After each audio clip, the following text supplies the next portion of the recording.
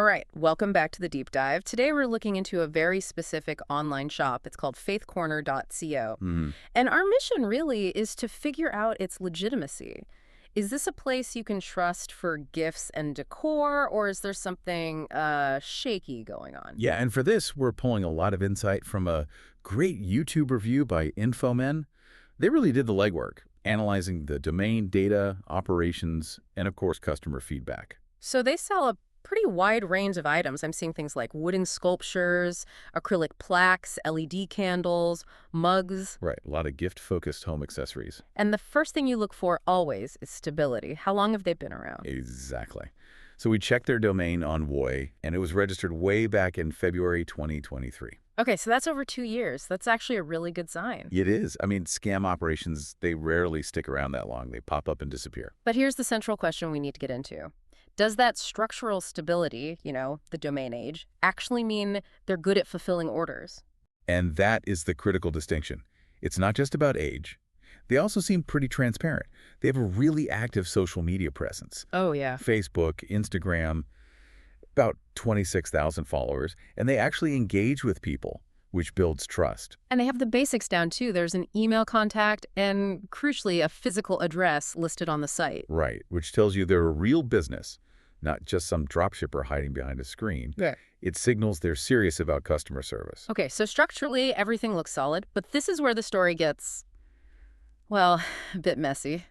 The customer reviews. Yeah, this is where the waters get very muddy. Yeah. So on their own site, they use a platform called judge.met. Mm-hmm. And on there, they have a glowing 4.8-star rating. I think it was from over 650 reviews. Wow, okay. In isolation, that sounds fantastic. It does. But then you go over to an independent platform like Trustpilot, and the rating just plummets. It drops all the way down to 3.2 stars. That is a massive gap, a huge difference between what they're showing and what people are actually experiencing. It really is.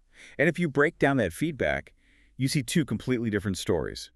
The positive reviews praise the product quality, the packaging. So when things go right, they go really right. People get beautiful items on time with good tracking. Exactly. But the negative feedback, it's almost all about execution failure. We're talking delayed orders, wrong items being sent, poor customer service. And the biggest complaints seem to be around personalization, right? That's the most jarring part. I mean, imagine ordering a personalized wedding gift and getting a plaque with a totally different name on it. That's the kind of thing people are reporting. Oof. Okay, so what does this all mean for you, the person listening who might want to buy something? What's the final verdict here? Well, the overall verdict, I'd say, leans toward them being a legitimate business. Hmm. The foundations are solid. That domain history, the social media, the physical address, they aren't a phantom shop. But, and this is a really big but, their actual system for fulfilling orders seems to be struggling, especially with anything custom. That seems to be their primary choke point. They're a real business, but with some very real operational growing pains. So the actionable takeaway for you is that the store is probably trustworthy for a simple, non-custom item. Right.